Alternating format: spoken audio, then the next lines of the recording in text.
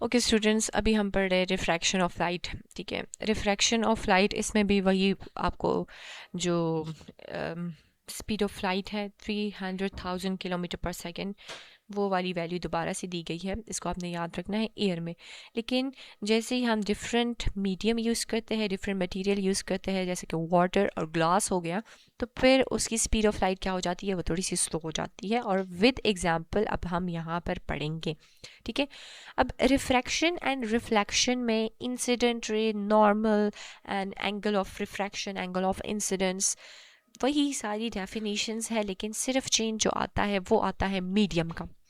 For example आप इस diagram को समझे, यहाँ पर है एयर और ये एक ग्लास लगा हुआ है। तो एयर से ये जो लाइट रे है वो पास हो रही है, थोड़ी सी स्पीड उसकी स्लो डाउन हुई है और फिर वो रिफ्लेक्ट बैक हो रही है। ठीक है, तो यहाँ पर इसकी डायरेक्शन क्या है, वो थोड़ी सी चेंज हो गई है। अगर हम पीछे जाए, यहाँ पर देखिए एंगल, यहाँ पर रिफ्लेक्शन में देखें तो बिल्कुल सेम लाइन से, लेकिन ऑपोजिट इन डायरेक्शन है। और अगर हम यहाँ पर देखें तो क्या है, वो चेंज हो गई है।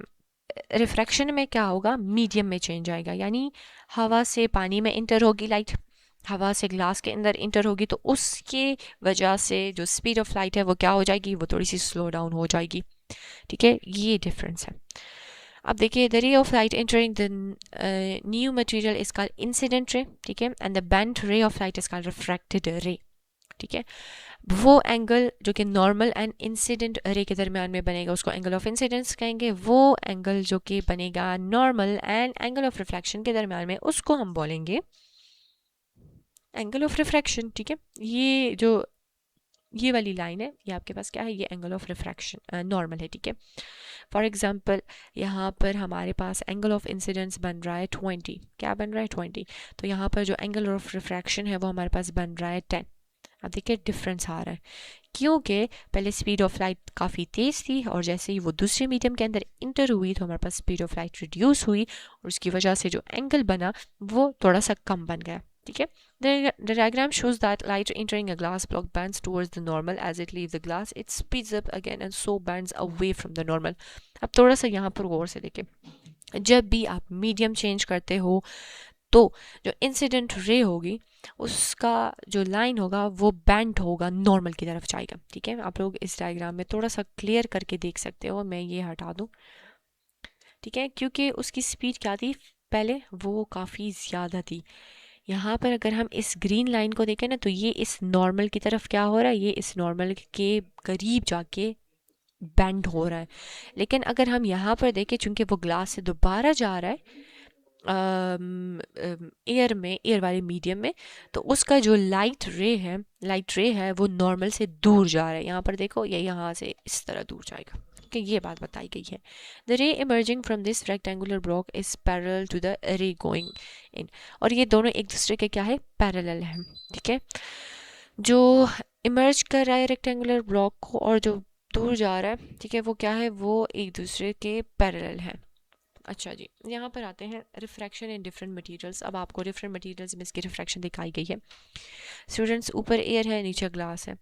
एयर से जो इंसिडेंट रे आ रही थी उसका एंगल बन रहा है 60, लेकिन जैसे ही वो ग्लास के अंदर इंटर हुई उसको यहाँ पर आना चाहिए था, लेकिन स्पीड ऑफ लाइट रिड्यूस हुई तो उसका जो एंगल ऑफ रिफ्रैक्शन है वो 35 बना। इसको दिखाने का मकसद ये है कि आपको दिखा रहा है कि स्पीड ऑफ लाइट क्या हो रही है, मीडियम चेंज करने की वजह से वो रिड्यूस हो रही है। When light enters a material that at an angle, it changes direction because its speed changes. If the material is very dense, the light slows down more and so refraction is greater. The diagram compare light entering glass and diamond at an angle of 60. ठीक है, अगर बहुत ही ज़्यादा material हमारे पास denser होगा तो उसका जो एंगल ऑफ रिफ्रैक्शन है वो क्या होगा, वो ज़्यादा होता जाएगा। लेकिन अगर इतना डेंस नहीं है तो वो थोड़ा सा कम होगा। इसको देख के इस वाले डायग्राम से, ऊपर ग्लास एंड एयर था, नीचे है एयर एंड डायमंड। ठीक है, तो 60 से जा रहा है 20 एंगल ऑफ रिफ्लेक्शन है, ऊपर क्या था, ऊपर 35 था। ठीक है, तो आप लोग इससे अंदाज़ा लगा दें कि कौन सा वाला ज़्यादा डेंसर है और कौन सा वाला लेस डेंसर है। Apparent depth. अच्छा स्टूडेंट्स, इसको समझाने के लिए आप लोग आप लोगों ने कम से कम ये तो देखा होगा, अगर आप लोग कहीं पानी वाली साइड पे गए हो, ठीक है, रिवर साइड पे, तो वहाँ पर आपको यूँ नज़र आएगा कि जिस पत्थर को मैं देख रही हूँ ये काफ़ी करीब में पड़ा हुआ है, ठीक है, लेकिन जैसे आप उसको पकड़ने की कोशिश करते हैं तो वो उतना करीब में नहीं पड़ा हुआ होता, या फिर आपको बहुत रिवर साइड पे कुछ जगह क्या होती है, बहुत ही डीप नज़र आती है, लेकिन वो इतनी डीपर नहीं होती। वो क्यों नहीं होती? क्योंकि एक इल्यूजन क्रिएट होती है एंगल ऑफ रिफ्रैक्शन की वजह से। और ये कैसे होती है इसको हम इस पढ़ेंगे। apparent depth, one of the effects of refraction is that the brain can be tricked into thinking that things are in a different place from where they really are। illusion create हो रहे हैं, ठीक है, कैसे हो रहे हैं? आपके ब्रेन को ट्रिक किया जाता है कि आपको यूँ नज़र आएगा कि कोई चीज़ बहुत करीब में पड़ी हुई है लेकिन वो दूर होती है, और आपको बहुत सारी चीज़ें डीपर नज़र आती है लेकिन क्या होता है वो काफ़ी नज़दीक में पड़ी होती हैं, और ये रिफ्रैक्शन की वजह से होता है। The diagram shows the apparent depth of a stone resting on a bottom of pool water. अब ये लड़की ऊपर से देख रही है एक पत्थर को, इसको जो पत्थर है वो यहाँ पर नज़र आए, स्टोन इधर करीब में नज़र आए, लेकिन जो रियल डेप्थ है ना वो 2 मीटर है, ठीक है। लेकिन जब ये इधर इसको पकड़ने की कोशिश करेगी तो इसके हाथ के साथ सिर्फ एक पिक्चर टाइप आएगी, ठीक है, इल्यूजन क्रिएट होगी, और असल में जो स्टोन है वो इधर पड़ा हुआ है। अब इस मैकेनिज़्म का फ़ायदा क्या है? इस मैकेनिज़्म का फ़ायदा, जो पानी के अंदर एनिमल्स रहते हैं वो ज़्यादातर क्या करते हैं, इसका फ़ायदा उठाते हैं, वो अपने प्रीडेटर से बचते हैं। उनका प्रीडेटर ऊपर बैठा होता है, यहाँ पर आपको दिया गया है फिश एंड हीरोन्स, ठीक है। अब हीरोन्स क्या करते हैं, वो फिश को खाते हैं, उसके ऊपर क्या करते हैं, उसको खाते हैं, उसके लिए बैठे होते हैं, उनके प्रीडेटर्स होते हैं और ये उनका प्रे होता है फिश, ठीक है। लेकिन चूंकि एंगल ऑफ ये जो रिफ्रैक्शन का मैकेनिज्म है उसकी वजह से इनको फिश क्या होता है, काफ़ी डीपर नज़र आता है, तो हीरोन का जो ब्रेन होता है वो से ट्रिक हो जाता है और फिश इजीली सरफेस पे आके अपना खाना खा के फिर चली जाती है, ठीक है। अगर कोई इंसेक्ट्स वगैरह पड़ा हुआ है तो इसको निगल के नीचे चली जाती है, तो इसका ये फ़ायदा होता है एनिमल्स को, ठीक है।